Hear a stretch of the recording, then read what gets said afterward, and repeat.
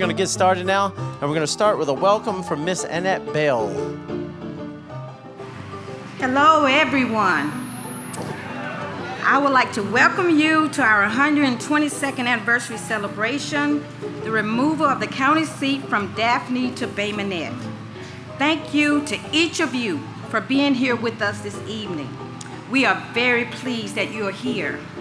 We hope that this presentation will give you an insight into what really happened. So please sit back and enjoy. Now we'll have an introduction of guests from Miss Felicia Anderson. Good evening, ladies and gentlemen. I'm Felicia Anderson, Director of Archives and History and Special Historic Projects Coordinator for the Commission. I would like to introduce a few special guests this evening. Our commissioners, I'll start with them. Commissioner Ball, District 1. Commissioner Underwood, District 3, is here with us today. We have Sheriff Hosmack, Chief Al Talbert, City of Bay Minette. The Honorable Mayor Wheels, the City of Bay Minette.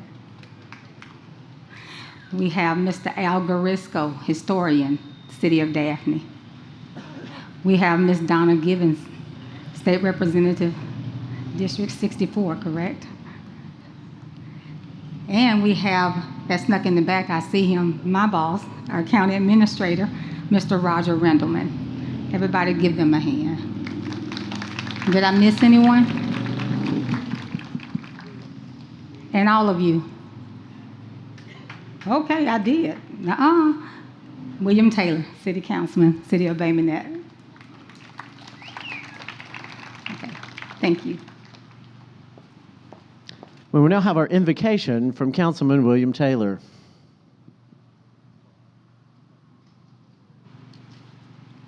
Please join me in the invocation.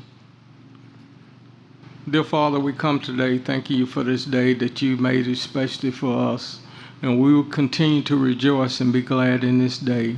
I ask right now, Father, that you bless each man, woman, and child here today.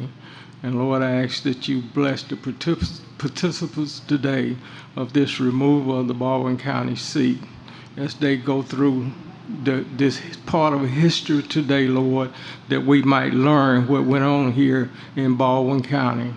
And Lord, I ask that you continue to bless each and every one here, that we hope today that everything we do is pleasant in your sight.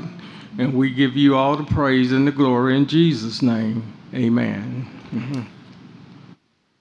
If you all please stand for the presentation of colors by the Baldwin County High School Air Force Junior ROTC, followed by the Pledge of Allegiance by Callie and Claire Duro.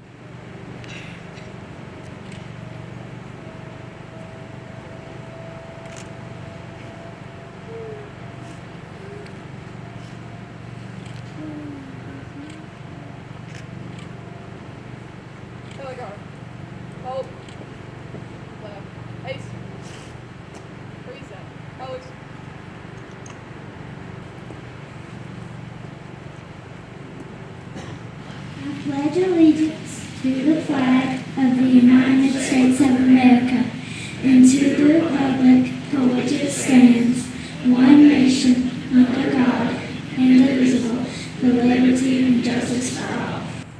Please remain standing for the singing of the national anthem. Oh, say, can you see by the dawn's early light what so proudly we hailed at the twilight's last gleaming, whose broad stripes and bright stars through the perilous fight o'er the ramparts we watched were so gallantly streaming, and the rocket's red glare, the bombs bursting in air, gave proof through the night that our flag was still there. Oh, say, does that star-spangled banner yet wave o'er the land of the free and the home of the brave.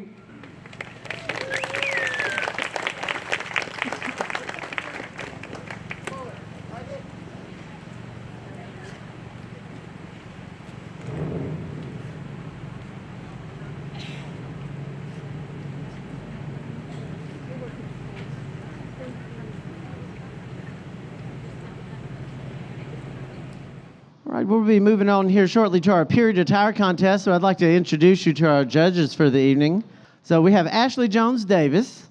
Ashley Jones Davis is Bay Minette native and a 2003 graduate of Baldwin County High School.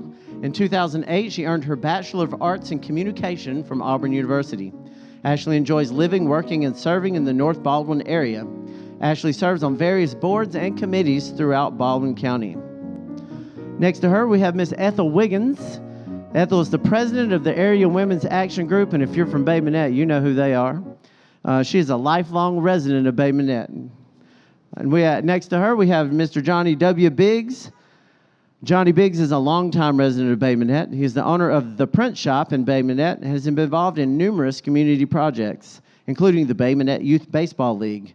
He served 3 terms as a member of the Bay Minette City Council.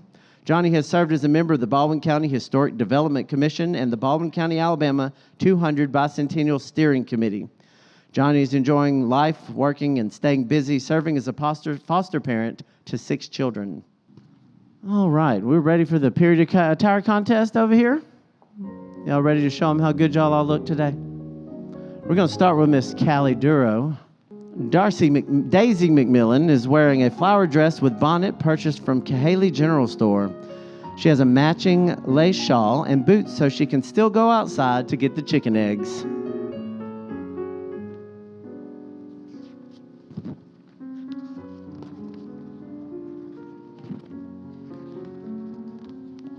He's out. And somebody got a little excited in the store. Last time I went, I bought this dress.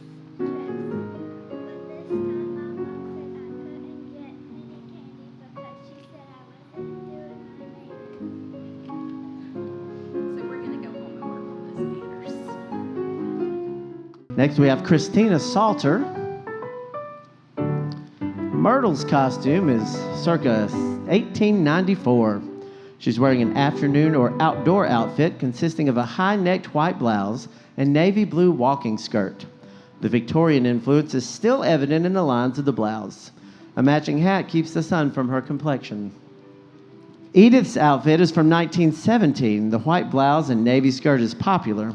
The high-necked blouse has given way to face-framing lapels with hand embroidery and ribbon trim. The navy walking skirt sweeps straight from the hem to waistband, and an autumnal hat and spats complete the look. Next, we have Cheryl Clark. A prairie-style dress worn out on the farm. Dresses were made in either linen or cotton, worn every day for doing the chores like collecting the eggs, cooking for the family, and churning butter. I don't get to town very often, just when big things happen. I like to stay out on my homestead, take care of my family.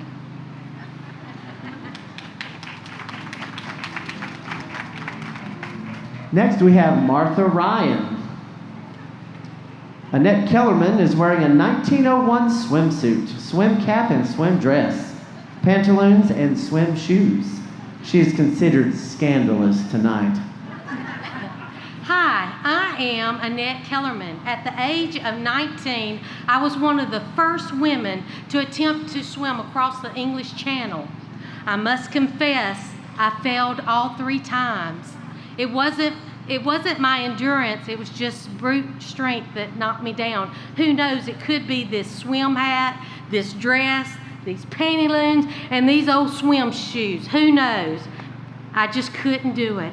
But I will tell you this, one day I'm going to show up in a one-piece bathing suit, and I'm going to design swimsuits for women that will help them swim better, and I bet you I will reach the English Channel. Thank you. Next, we have Ron and Pam Jones.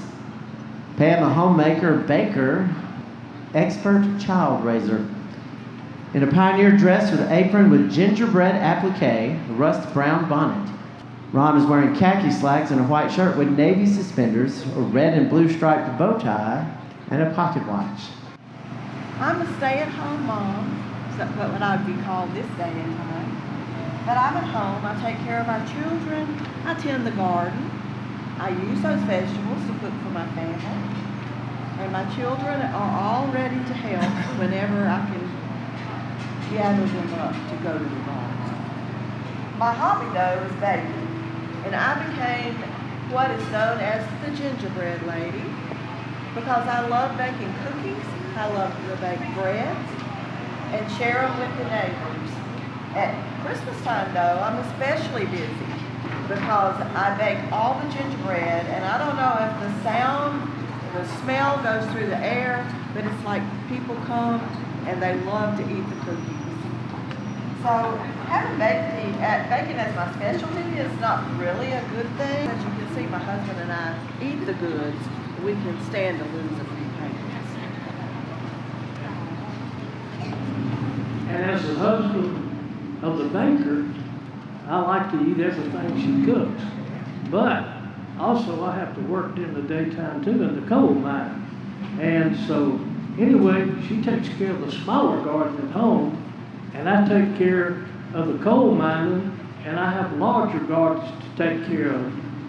Now we only had 7 or 8 children, and we wanted more, but we just couldn't find any time because we stayed so busy.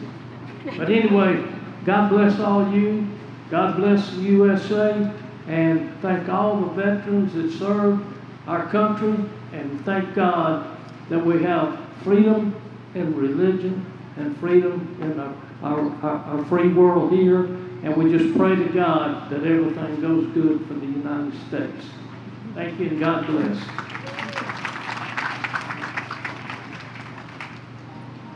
Next, we have Annette Bell.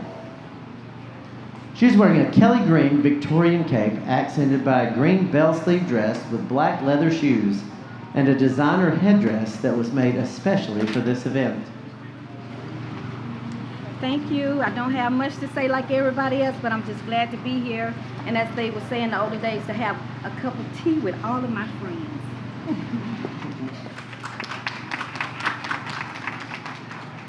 Next, we have Kim Curry. My name is Gretchen, and I'm a Baldwin Countian from my heart. I'm wearing a Victorian-style skirt with an emerald green lace top and velvet cape.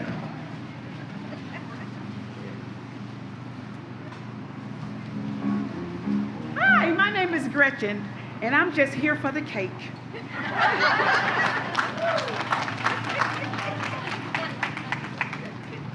Now we have Billy Joe Underwood. Anxious voter orders her outfits from New York City and looks to be in the latest fashion for the Victorian and Edwardian era as she anxiously awaits for the right to vote in the next decade. A Victorian cameo pin pearl brooch, a black vintage pearl earrings with chandelier long dangle Baroque style, vintage flower lace folding fan, authentic black suede purse with sterling silver hardware purchased from a 100-year-old estate, Mary Jane Oxfords with retro pump heel, black and red striped Victorian skirt, Victorian blouse with vintage Lotus ruffle long sleeve, red and black derby church dress fascinator brim tea party wedding hat. I forgot my fan. I guess this cool weather just made me forget it in the car. Oh wait, I don't have a car back then. And I am so anxious because I'm having to wait to vote. You know, it's please hurry up with the women's suffrage because I want to vote.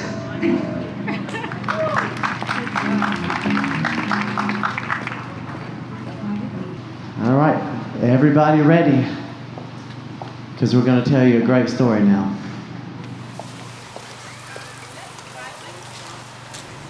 Good evening, ladies and gentlemen. For 122 years, there's been a debate going on about why the county seat was moved from Daphne to Bay Minette. Now, Daphne became the county seat in 1868 when the rivers made it an ideal location for transportation to and from Mobile. But with this new railroad extension in Bay Minette, a campaign spurred about moving the county seat from Daphne to Bay Minette.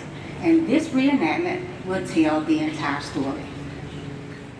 This was editor Abner J. Smith's first statement made on November 29, 1900 in The Times about the movement on foot to move the county seat of Baldwin County from Daphne to Bay Minette.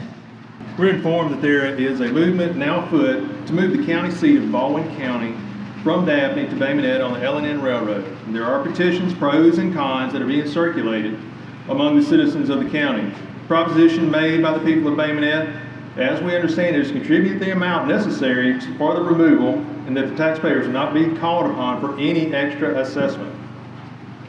We have not examined the law on the subject, but be advised that most of the signers must be obtained to a petition for the act of this legislature calling for an election in which the majority of the legal voters in this county must decide on the matter. In this, as in all matters affecting the interest, the Times will stand ready to give both sides a fair hearing. The county seat remains at Daphne. The Times will remain there. If it goes to Bay Minette or even to Polecat Creek, we will follow and look out for the interests of our taxpayers. I think it's unlucky to move the cat. Well, if the paper goes to Bay Minette, then the Times cat will be in the procession. Editor Smith's paper covered the story from Daphne for the next year. Reasons for Change. The Baldwin Times, Daphne, Alabama, published Thursday, December 6, 1900. Bay Minette gives many reasons why it should have the county seat. Several reasons for the change. Bay Minette, Alabama, December 3rd, 1900. There is no fair-minded person in this county that can deny the fact that it is in the best interest of this county as a whole for the county or for the courthouse to come to Bay Minette. Through this course, there may be, and I'm pretty sure that there will be people in some parts of the county who have their interest at heart and therefore against. Nevertheless, the movement has made many ardent supporters, even in Daphne, the county's southern portions as well.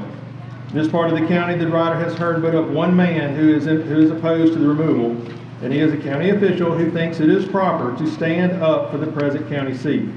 The more the matter is considered, the more reasons were brought forward for the removal. It just makes more sense that the courthouse is in Bay Minette. Bay Minette is clearly nearer the northern population. Also, it's accessible to more people.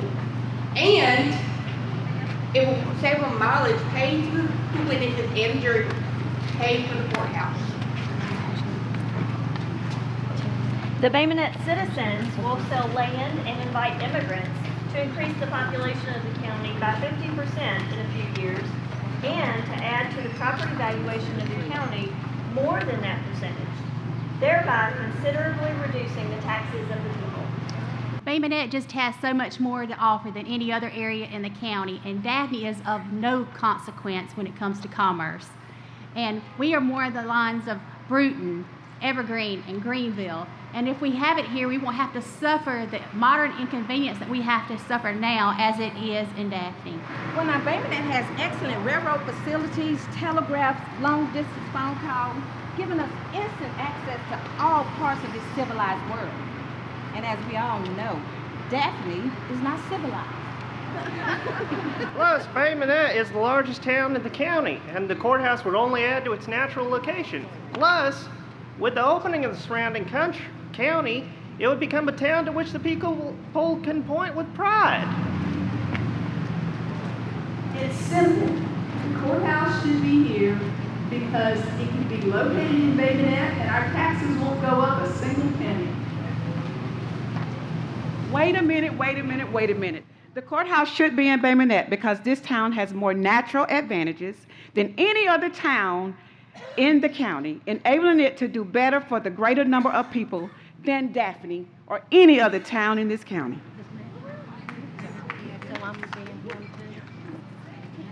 And it should be in Bay Minette because we have the railroad facilities, the telegraph, the long distance telephone offices, all of that instant communication that connects it with the civilized world.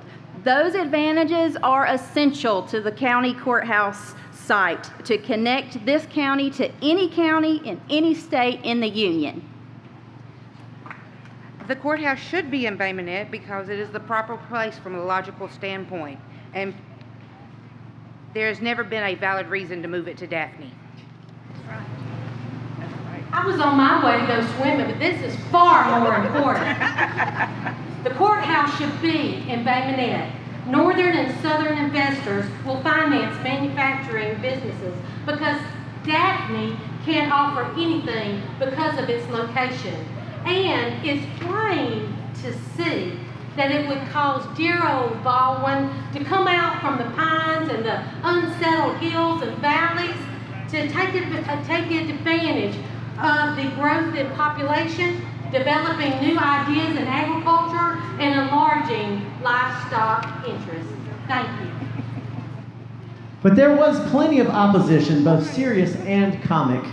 Following the editor's reference to Polecat Creek, a resident of that area wrote, Baldwin County is 75 miles long, and as our population continues to grow, it will only be a matter of time before the county will be cut into two and two counties form. Then Polecat Creek will be geographically in the center of the county to be formed in the lower half of the county. No one should be prejudiced against Polecat Creek. Why? We are the healthiest section in this county. Numerous letters. The Baldwin Times, December 6, 1900. An anxious voter. Letter writers did not sign their real names in those days. And the anxious voter asked a few questions. I have heard a lot of talk down this way recently about the courthouse, and I would like to know a few things about it and express my opinion on the subject. In the first place, how are they going to move it? Do you reckon they can dump the whole thing on an ox cart and haul it to Bay Minette? Or will Russell Dick be engaged to take it up there one brick at a time? Also, if they decide to move it the first named way and it should drop off the hind end of the cart while going up a hill, what would you do about it? Also, again, the law says no liquor shall be sold within 6 miles of the courthouse. If there's anybody selling liquor on the road between Daphne and Bay Minette, would the dealers have to quit selling the stuff when the courthouse got within 6 miles of them as the law requires and stay quiet until they got 6 miles on the other side of them? These are questions that people should give serious consideration. For myself, I'm against the scheme. Our courthouse now occupies a commanding position. It looms up over Daphne like the Washington Monument in a graveyard. Upon its steps, many of our leading citizens have squatted for hours during court week while their anxious gaze turned to the west, waiting for the boat that would bring them. Our courthouse has become the silent and true companion of the homeless goats, razorbacks, and other animals which have for so long gambled upon the green which surrounds it. Perhaps, who knows, its present site would be turned into a cornfield, and these poor brutes would have to seek a new home. It would be cruelty to animals, and our next grand jury should indict everybody responsible. I believe the courthouse itself would cry out in protest if it could only speak. If taken to Bay Minette, a fence might be built around it and other things might be done which would lead people who are not acquainted with us to get the idea that we are becoming progressive. There is a railroad up there. Some of our Daphne friends might go to court and get run over or scared into fits by a locomotive. Bay Minette people are just entirely too progressive. I hear and I have an idea that their town ought to grow. They may put up some big business houses and do other things that show a worldly and sinful spirit. If we let them carry the courthouse up there, we would be encouraging them in the wickedness. And as a consistent member of the church, and God forgive me for my next statement I'm about to say, and the Democratic Party, I am opposed to all such newfangled ideas. Lawsuits are being filed against Hand and the other commissioners seeking a permanent injunction against the removal of the county seat from Daphne and the construction of a courthouse in Bay Minette. We, the people of Bay Minette, have decided to favor moving the courthouse to Bay Minette, as we do not have time to go as far as Daphne to attend court. Our business is getting closer to Bay Minette all the time, and if we appear selfish in the matter of removal, you will please excuse us. Our business is booming, and we keep 2 engines employed all the time. We have been informed that there is a movement afoot now to move the county seat of Baldwin County from Daphne to Bay Minette on the L&N Railroad. Petitions are pro and con, and they're being circulated amongst the citizens of the county. Proposition has been made by the people of Bay Minette is that we, as we understand it, to contribute the amount necessary to the removal, and that the taxpayers will not be called upon for any extra assessments. We have not examined the law on the subject, and we are advised that the majority of the signers must be obtained to petition the act of the legislature calling for the election in which the majority of these legal voters in this county must then decide on the matter. In this and in all matters affecting the interest of the people, the time stands ready to give both sides a fair hearing. If the county seat remains in Daphne, the Times will remain here. And if Times goes to Bay Minette, if it goes to Bay Minette, then even to Polecat Creek, then we will follow it to look out for the interests of these taxpayers. A group of citizens circulated petitions asking for the site to change from Daphne to Bay Minette.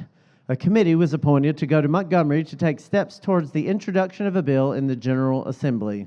My name is Leslie Hall, and with me is the committee that helped circulate the petition and which will go to Montgomery to implore the legislature to pass an act approving the removal of the courthouse from Daphne to Bay Minette. With me here on the committee is J.B. Blackburn, Chairman, J.D. Hand, J.M. Armstrong, A.M. Thompson, D.C. Byrne, O.C. Hall, W.M. Waters, Leon Jones, B.F. McMillan Jr., W.B. Thomley, B.F. Feist, T.M. McMillan, J.T. Bradley, Frank Earl, J.J. McGill, and R.D. McConnell. And I would like to point out that these gentlemen are not only from Bay Minette, but from Tinsall, Perdido, Stockton, Blackshear, Hurricane, Gateswood, Mobile, and Seminole. And we've raised nearly $5,000 to support this effort. And we have a petition signed by 1,500 taxpayers in the county for the removal of the courthouse to Bay Minette. Of which I doubt the veracity, sir. You just listed about 15 different people and there's only 6 men here. Can you count, sir? The rest of them are defending the courthouse from the rabble from Daphne that might show up tonight. Oh, I expect that from such a scurrilous scalawag as you nattering nabob of negativism. But go ahead.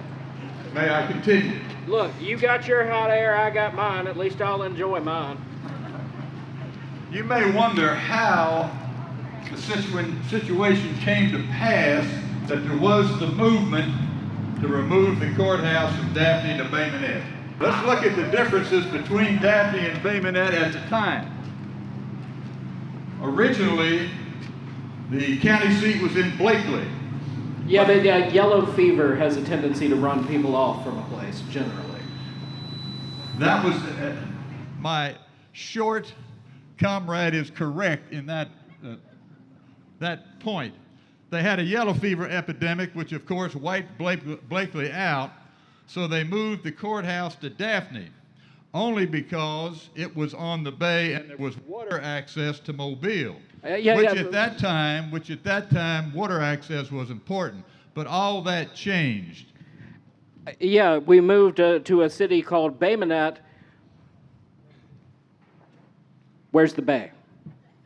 I see no bay. There is no bay here. You're Bay Minette. There's no bay. Well, if you knew your history, you knew how that term bay got in the title of the town. But moving along to the relevant points here. So what happened was they moved it to Daphne, but the city fathers in Daphne had no desire to increase the town or grow the town. Sir, I will not let you speak for the good people, the fair city of Daphne, the Jubilee city. We will have one of our own speak for us because we can't trust you fake Minetters to say anything for our people. I say, it sounds like these people have your number. They probably do. Well, you go ahead and... but I was about to say, we have a wonderful representative put your here. stand-in up. Let's see what he can say. Well, no, you know, look, I know I'm not legitimate, but I'm just here to make fun of you. That's painfully clear. But that is why we enlisted one of our wonderful citizens here from Daphne to give us the true history of the theft of the courthouse. Take it away, sir. Well, thank you for inviting me. And there's a lot of hearsay around, but I have before me nothing but the facts and the way it was. This is on file. It's at Daphne Museum. We have other items besides this, but anyway, I would like to present you this, and I'd like you to bear with me because it's going to take me a little while. But anyway, this is the way it was.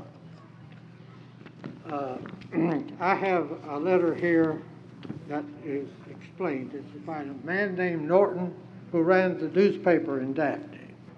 And it is written in Mobile, and it is June the 18th of 1930.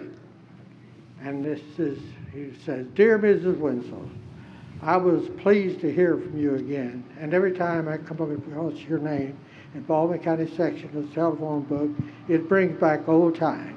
I have forgotten the unpleasant happenings and remember only the looking back at the pleasant years was so busy and such a hard time.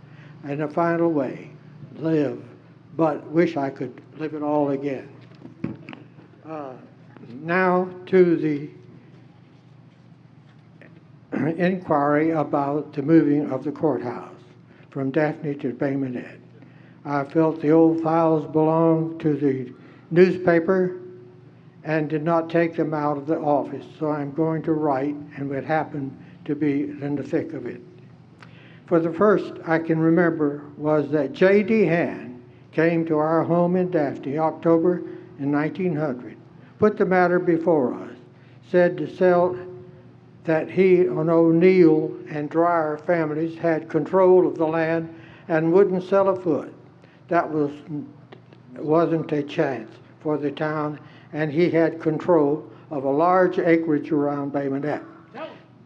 That he believed withheld that the paper could give him, he could manage the removal, and said he told him just then that it was all about O'Neill because he had tried to buy and lease land to establish and build a bank, but couldn't get the satisfaction and wished to tell Captain O'Neill that if he did not consent building, including the newspaper office, that he would do all his power to move the courthouse.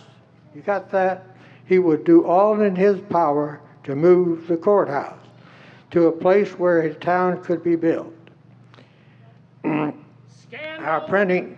Scandal and intrigue and villainy. Yes, It's right. what we've come to expect from fake Minette. Our printing office at the time was just built, and we leased and had abandoned the building. O'Neill just laughed and said, "Go ahead."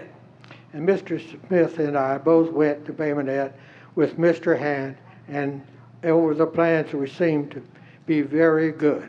I will say right here that Mr. Hand did this regard that he promised and bills.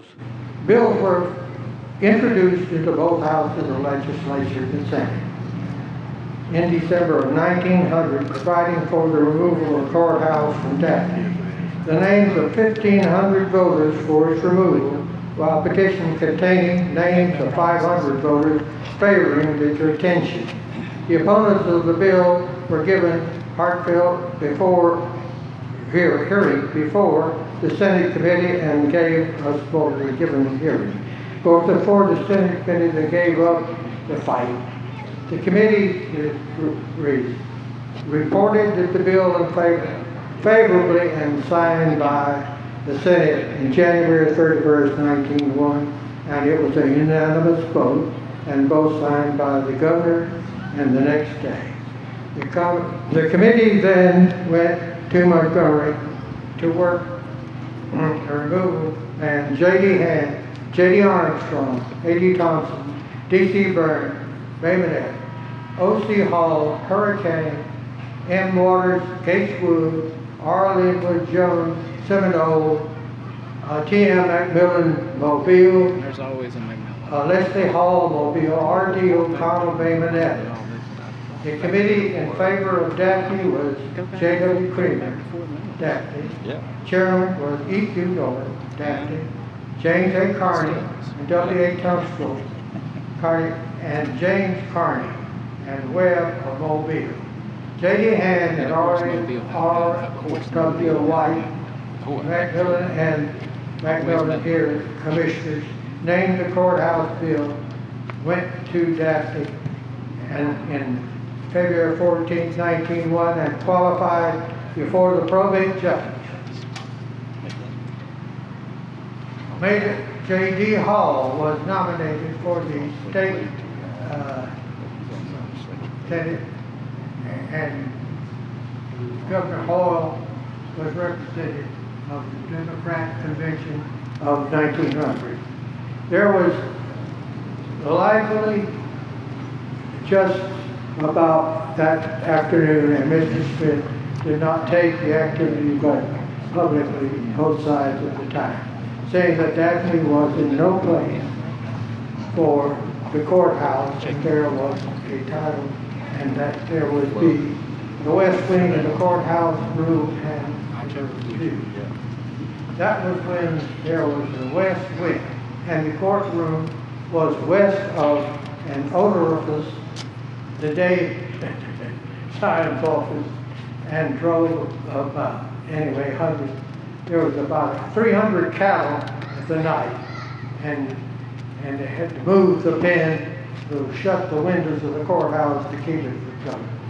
Anyway, the whole thing made regard to that night.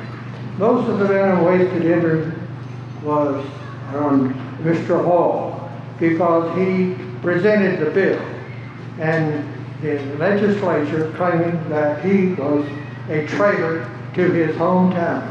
He was hung in effigy, and at his own front gate, I had the pleasure of discovering the hanging and left name work unfinished. The office of that night before walking early in the morning and finished before breakfast was there. Perfectly beautiful summer morning, and Pemrose House. Howell was just back of the old jail and now next to the normal school. The path led down just about in front of the long house, and he was suspended. The body was suspended on ropes and face turned toward, and I saw Mr. Hall. They had made a matter of a potter in Montrose make a playhead and believed it was the work of art hanging there, and they had even put a suit of his clothes on it, his hat, and he got home some way and said, I pulled him out of the bed. I never doubted that it was really Hall after I quickly first things in the morning. Anyway, I had a hard time convincing him I hadn't been seeing things. We have so Garisco- much evidence against the Yeah. people of Bay Minette Let's- that we can't even read it all. Yeah. That's how much Thankfully. evidence there is against you, you scallywag. Well, if you listen to what he read, he makes the case for the removal to Bay Minette because I'm sorry, did the you- O'Neills and the Dryers who owned all, don't start, owned all the property in Daphne refused to sell any of the property for progress. Abner Smith with the newspaper asked them if they would sell some property at a fair price in order to build a bank or businesses, and he refused and laughed at him. That's when Smith, As well that's you when should Smith have said, been laughed we'll go at, to Bay Minette. sir. And they did. Also, you heard they had a cattle lot right next door to the courthouse. Easy And access to beef O'Neill for steak ran and cattle- hamburgers for lunch. O'Neill ran cattle in there while they had court in session. It was a backwater hick town. You could get a Now, hamburger for as 3 Charles cents, Hall- 3 halfpennies, As sir. Charles Hall said, it's not going to work. As Charles Hall said when he was tax collector back in the 1860s and went to Because we Daphne should always listen when they to were tax gonna move collectors. the courthouse from Blakely, he said this is nothing but a pine thicket. And that's what it was. That sounds And the county lovely. changed and the railroad came through Bay Minette going from Montgomery to Mobile. Oh yeah, because people really And want to go to the Montgomery and other Mobile. counties Two great places had that their people love to courthouses travel to, Montgomery on- and Mobile. Anyway, the difference was Daphne was a backwater town. It refused to be progressive. Bay Minette was being progressive. They circulated a petition throughout the county. The citizens were for it. The elected officials were for it. People in Daphne were for it. So they really had Sir, no I will argument not against have my historian disrespected by you and your scurrilous lot. Sir, I'm not disrespecting. I'm don't disagreeing with what he even read. bother giving more of your evidence because those idiots won't listen. Oh, now hang on, we do have something more interesting, and since y'all can't read, we'll have it read to you. At that time, this is 1901 or 1900, the ship channel in Mobile had not yet been dredged. And the boats coming in through the bay could come in loaded past, but they had to go to Navy Cove and Pilot Town, where they transferred them to lighter draft boats to go to Mobile. Because they had water, unlike fake Minette. And You don't need water to have a courthouse last And time I checked. the railroad that was bought by J.D. You need Henry, water to go promoted by Sunday. J.D. About all Henry, they did down there in was Daphne. going to go to Pilot Town and have a deep water park. But anyway, the channel in Mobile was dredged about the next year, and Pilot Town got blasted by the hurricane in 1906. So anyway, the railroad did go to Foley, and I'll tell you this, it made Baldwin County. Really, the railroad that went through central Baldwin County really made the county. Anyway, but it didn't go to Pilot Town. It did not. Hell, I would have been more fine with the courthouse going to Foley. At least it's more conveniently located than up here in God knows where country. Neither then nor now. I thank the noble gentleman from Daphne for his wonderful evidence and history. I wish these people up here were intelligent enough to understand it. Ladies and gentlemen, Daphne historian and living legend Al Garisco. Great man. Sadly, the people of fake Minette just don't understand the evidence that was presented. Now let's talk about some of what was going on at that time. Governor Sanford had just died. There was chaos in Montgomery. There was a new constitution. And you got your bought and paid for legislators to pass not only a bill to where you could use the proceeds from selling our good building in Daphne to build this monstrosity, but you also got a bill passed the next year saying no counties in Alabama are allowed to move their county seats again. You scurrilous scallywag. I think that's pretty smart. A lot smarter than you Daphne people. It's what I've come to expect out of the legislature in Montgomery. Well, that's nothing new. That's as old as the legislature itself. I won't argue with you there. That's one point we can agree on. No, everybody hates Montgomery. We get a woo? We know. From Presley, Alabama, January 25th, 1901, editor of the Times. As I have seen nothing from this part of the county since the great courthouse question has been up, I will drop a few dots. I find but a few in this part who oppose the move. But then, Mr. Creamer has not been up here to explain the matter seriously.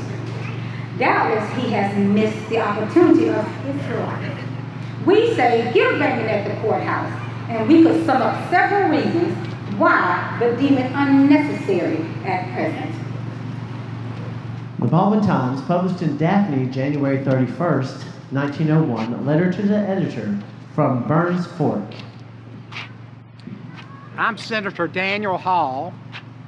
I live in Tensall community in North Baldwin County. I was prevailed upon by J.D. Hand along with Representative George Hoyle to sponsor legislation to move the county seat to Bay Minette, and I thoroughly agreed with that. Do you hear the sound of that train? That's the sound of commerce. That's the sound of prosperity. And that's why I'm totally for moving the county seat to Bay Minette. My name is George Hoyle. I began publishing the Times in Daphne in 1890. And Baldwin County is such a resourceful place, I could not help but support this. J.D. Hand and also Senator Dan Hall prevailed on me to support legislation to bring the courthouse from Daphne to Bay Minette. Daphne residents were given a hearing before the Senate committee, and they gave up the fight. The committee reported the bill favorably, and it was passed by the Senate. J.D. Hand, W.R. White, O.E. McMillan, and B.F. McMillan were the commissioners named in the courthouse bill and went to Daphne on February 14, 1901, and qualified before the probate judge. Things were most lively just about then and thereafter. Abner Smith did not take an active part, but gave publicity to both sides in the Times. Many threats were made to burn the printing office, and Abner was forced to have a guard at night. Well, my house is just beyond the jail. I had a path that run to Abner's house. The people of Daphne had their dander up. They did not like it because I supported legislation to move the county seat from Daphne to Bay Minette. They considered me a traitor, and they hung me at my front gate. I'm Pearl, Abner's wife, and George Hoyle was hung in front of our home. You may know where we were living at Pomeroy Place. And as I walked out, his face was facing me, and I recognized his suit, and they had even placed his hat on his head. And I ran back in and was getting Abner from the bed, and he just thought I was just talking gibberish. And finally, I convinced him that I was not, and he came out and finally saw that I was telling him the truth, that George Hoyle had been hung there. And we realized that most of the town was mad at us, and those were very, very trying times for our family. The cornerstone of the Bay Minette Courthouse was laid on July 14, 1901. Among the things placed in the cornerstone was a key ring presented to Judge Chaz Hall, which had carried the keys of Baldwin County for 30 years. As the building of the courthouse went on and neared completion, the people around and in Daphne commenced to lay plans and organize, declaring the records would never be permitted to leave Daphne. Firearms of various descriptions were gathered for the purpose. Abner grew alarmed at these preparations and sounded a warning note to the new courthouse commissioners, and it was decided that it was best not to wait until the building was finished. An account of the courthouse transfer appeared in the old Mobile News item on October 13, 1901, while the news was hot.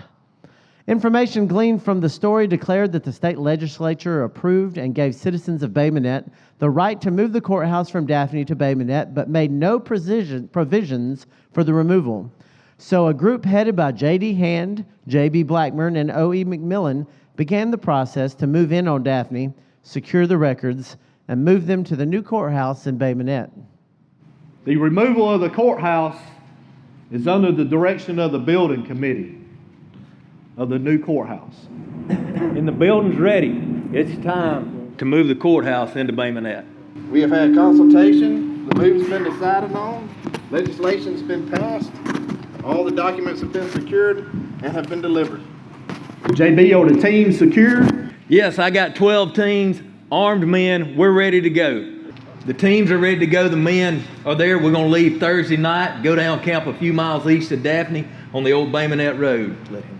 Okay, Senator Hall and I will come along behind y'all with the buggy.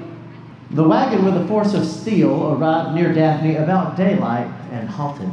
On October 15th, after 9 o'clock, Senator Daniel Hall and J.D. Hand come to our door and ask if it would be possible for us to put them up for the night. Of course, I invited them in. I asked them if they would like a meal prepared for them, and they said they had not eaten, so I fixed them a bite. While they were eating, I demanded to know what they were doing, what they were up to, and they said that they were there to take the courthouse records back with them, and they did just that. At that time, Mr. Hand oversaw the convicts. He worked them in his lumber mill and logging operations. They had brought all the logging carts and wagons and all the men they could command. The other men camped out in the woods overnight. J.D. and Senator Hall asked me to serve them an early morning breakfast, and then they shut themselves in the living room looking towards the courthouse. I'm Judge Charles Hall. On my first visit to Daphne, I was quoted as saying, "The place looks like a pine thicket." I then brought forth plans for a courthouse to be built in Daphne. The plans were made during many changes in the county due to the war, the Civil War, and the yellow fever epidemic in Blakely.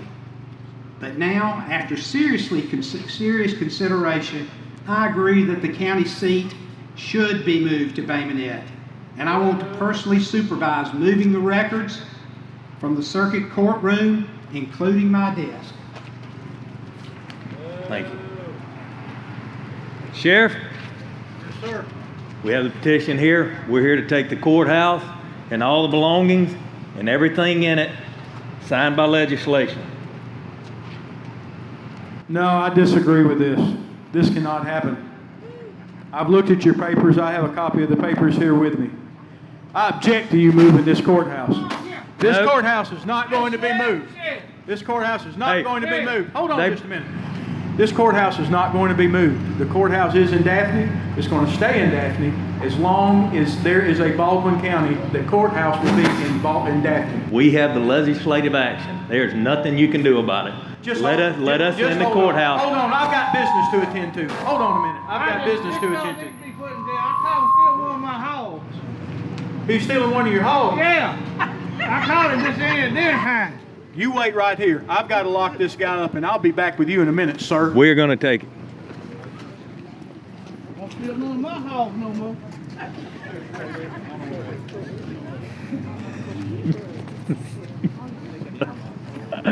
Go ahead. Hey, wait a minute. What are y'all doing? Hey, y'all get out of my jail. Y'all need to get out of my jail. This isn't happening. Excuse me, sir. This is not happening. Sheriff, I don't think it would do for J.D. Hand to be locked up behind bars. I don't think you ought to lock that door. Let me tell you something about J.D. Hand. He's a scoundrel. And he does not need to be involved in this. This jail is staying right here in Daphne. I'm going to go talk to my attorney in Mobile, and we will see about this. What he don't need to be is locked up in jail. On the outside of the jail were two of the steel cutters who were not admitted to the jail when Mr. Hand went in. As the sheriff opened the door to let Mr. Hand out, the door opened wider and the two cutters slipped in. My name is Russell Dick. I am a successful businessman in the city of Daphne. I work here at the Baldwin County Courthouse and Jail. I was working the day that the men came in to take the records, and oh, what a day it was. I tell you, the men from Bay Minette, they rushed in like a rushing wind.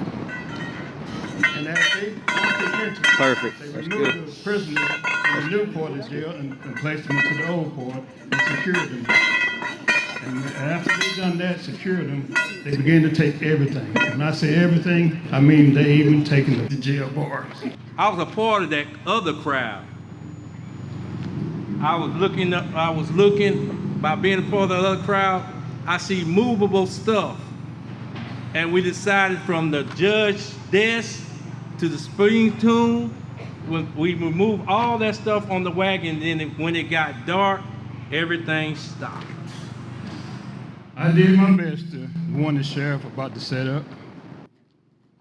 All you men who have been on guard over the prisoners and the rest of you to go to work in the circuit clerk's office. Move everything into the large wagons and send it to Bay Minette. We need all his papers, books, and in fact, take everything down to the books and files.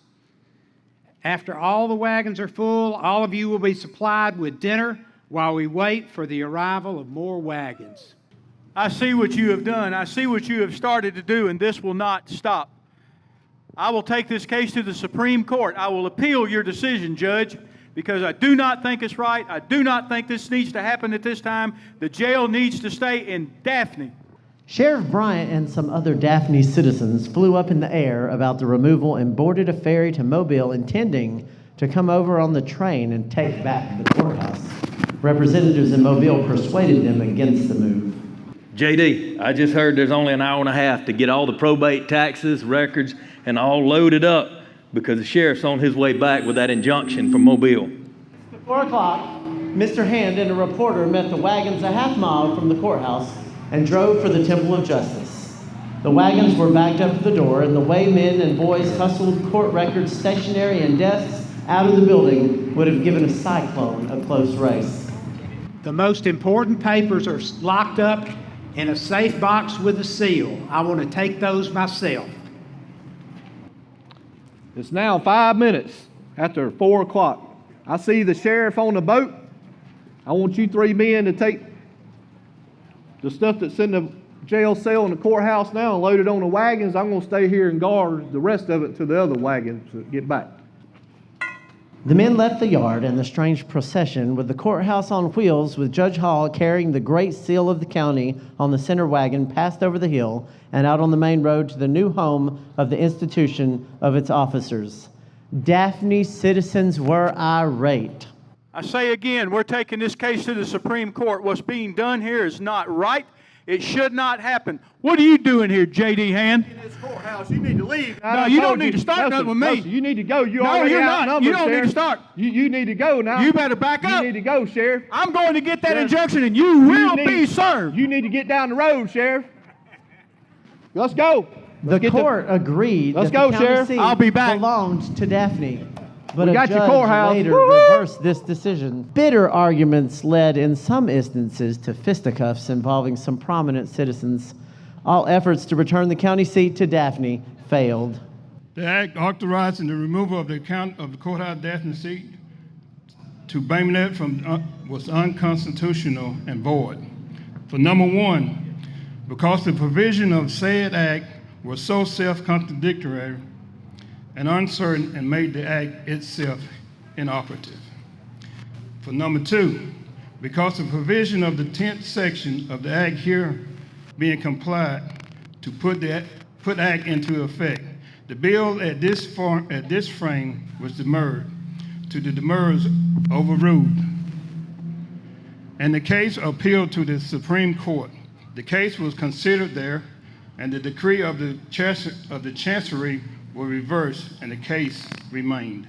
And for those of y'all that don't speak lawyer and us normal folk do, the fix was in.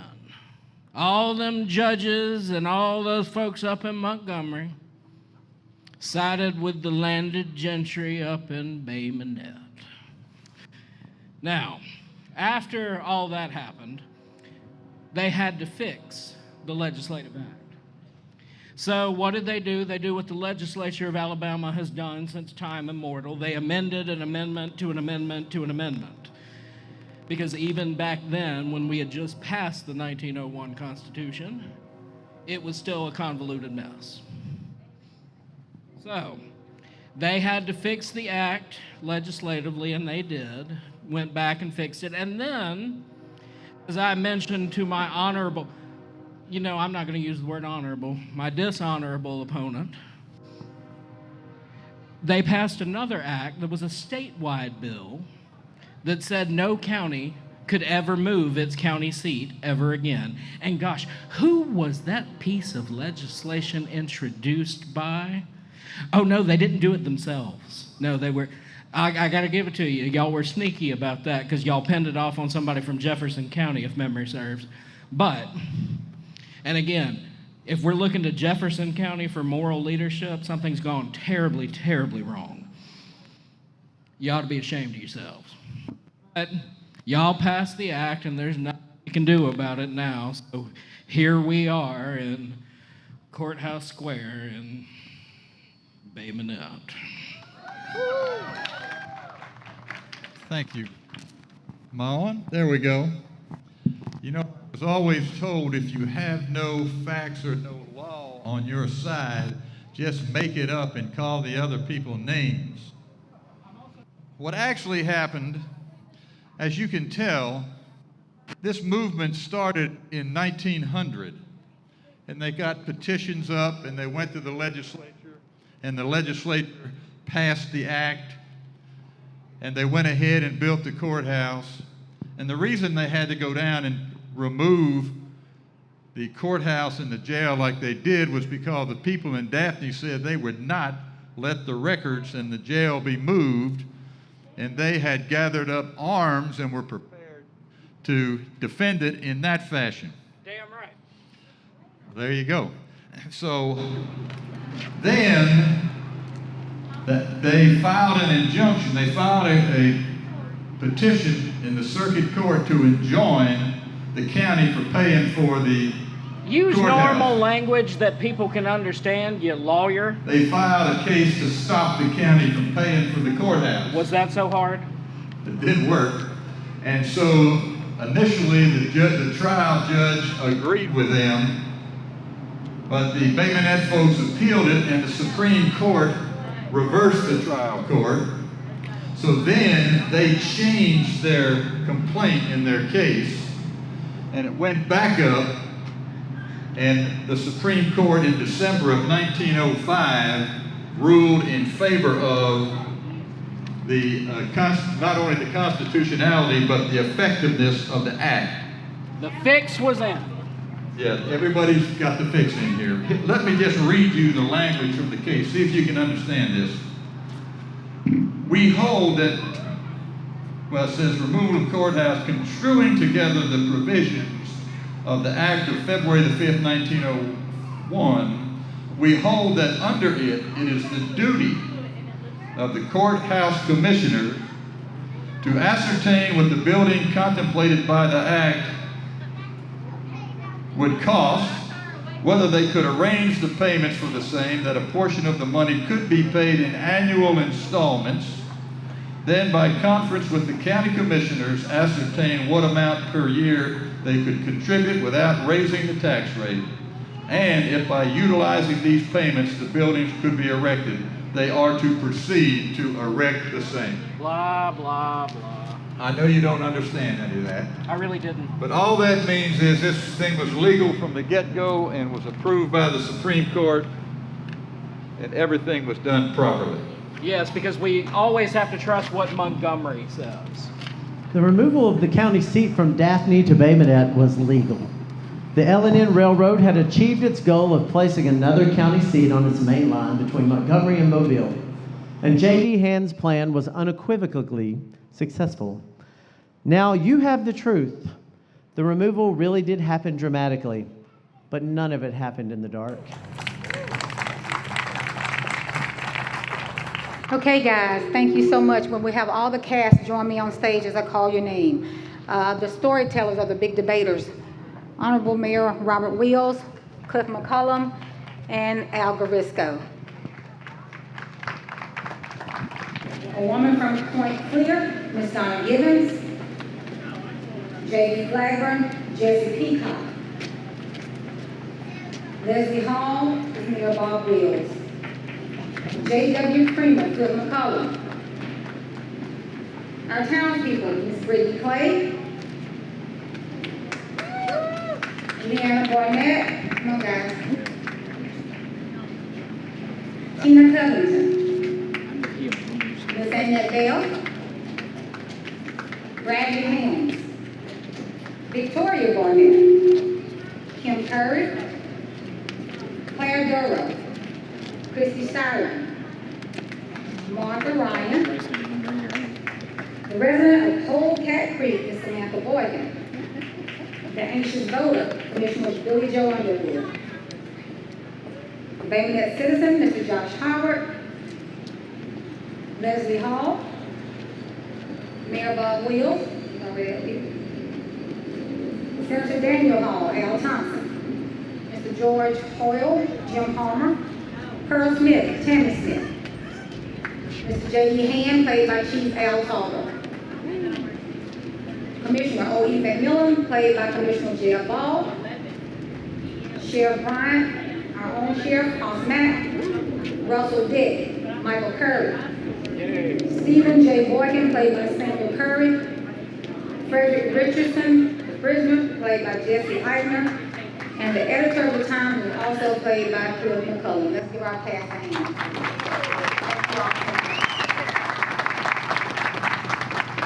I think it's worth mentioning that Felicia deserves a thunderous round of applause for her and for trying to wrangle all of this cast and trying to keep me and Bob in line as a full-time job.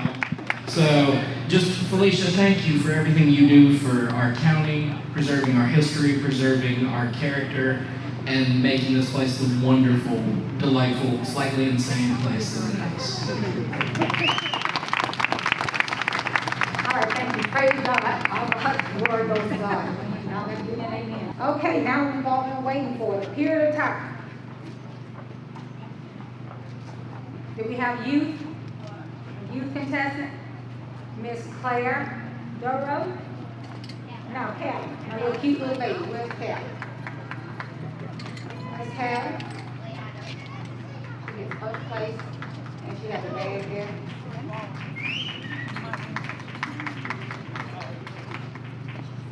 Come on over, Kelly. And you get a medal. Let her put your medal on. Okay, now for the adults. We're going to start at the third place. Third place, Cheryl Clark.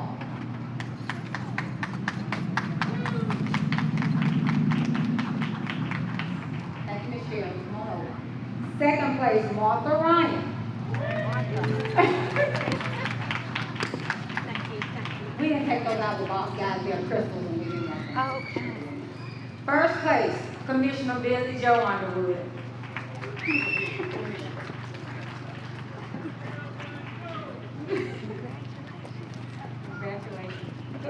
Congratulations. Okay, the most creative, Miss Annette Bell. Woohoo!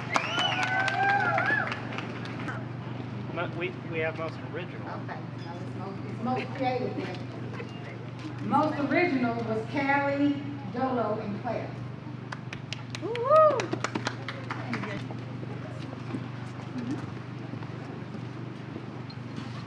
The funniest presentation was Kim Curry.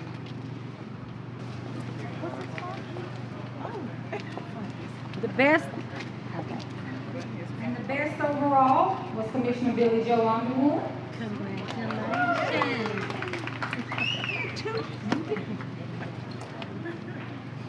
And for the, hold on right here, best couple, Ron and Pam Jones. Most innovative, Martha Ryan. Yes! Yes! Thank you. Go over there and get your prize.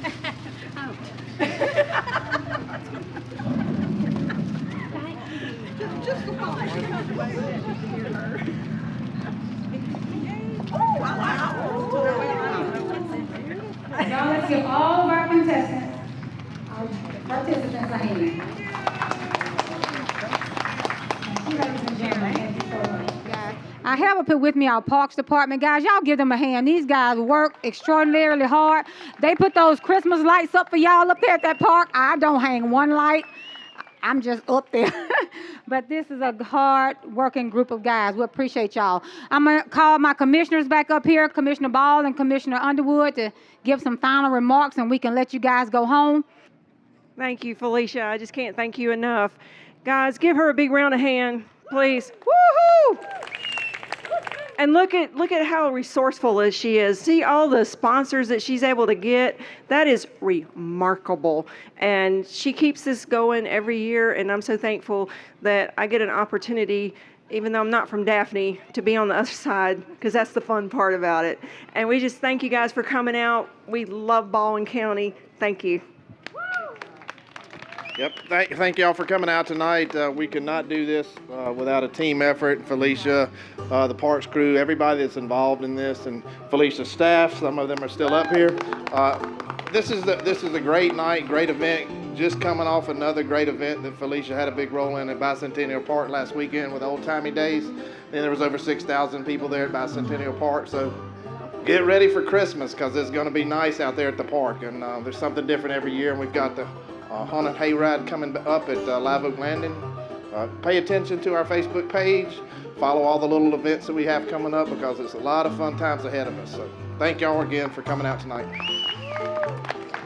Yeah, thank you guys. Thank our commission, because I always say this, and it's not for kudos or not what they say rubber nosing or whatever that is. It's just the truth. These are commission-sponsored events. I'm just blessed to be able to work here, so I'm thankful to them that they allow us to do this and they support these events for you, our community. Thank you, City of Bay Minette. These are our partners in this great event every year. You guys are absolutely amazing. I appreciate the City of Bay Minette, all of you workers, blooming fabulous for our decorations, our custodial staff, which is part of our A-team, Cassania and Mick. Thank you guys so much. Kiwanis Bay Minette, do not leave. We have cake slices in the back for $1. All donations and proceeds goes towards our youth and our schools and our communities. Thank you to Aaron Media Services, Coastal Events and Designs for the photo booth, Incognito Art, That's My Dog, the Little Lemonade Truck, and just to everybody, all of our judges. We just love you all so much. God bless you and be safe going home.